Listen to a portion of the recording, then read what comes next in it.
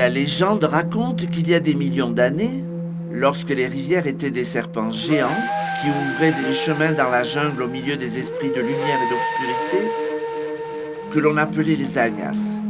Ces créatures peuplaient la terre aux côtés des humains.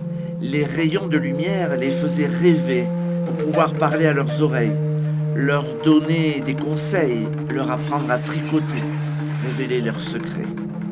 Cependant, les Agnas des ténèbres ont maltraité les êtres humains, tuant les hommes, enlevant les femmes, provoquant sur leur passage chagrin et douleur.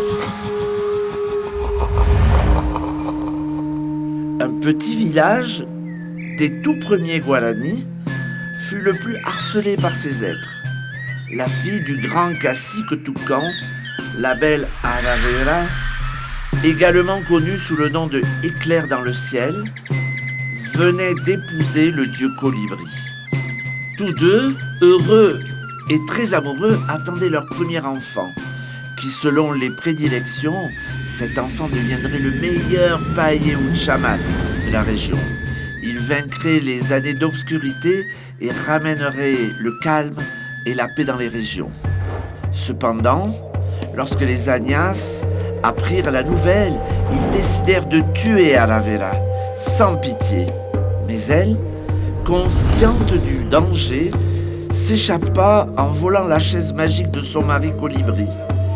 Les Agnas la poursuivaient, partout, au fond des eaux, sous la terre et au-delà des étoiles. La chaise magique, voyant qu'elle ne pouvait plus supporter le poids d'Aravera, chercha sur terre un être d'une grande bonté et beauté qui pourrait l'aider.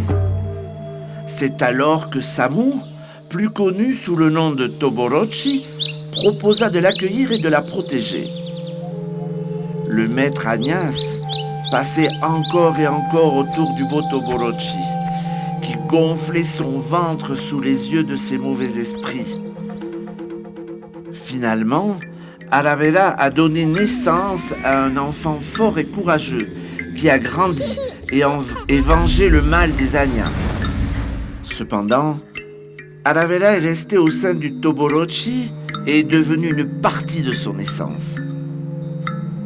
La légende raconte qu'aujourd'hui, la belle Aravera sort du Toborochi sous forme de fleurs magnifiques et parfumées pour rencontrer son colibri bien-aimé, qui la rejoint, sirotant son doux nectar et cédant à nouveau la vie.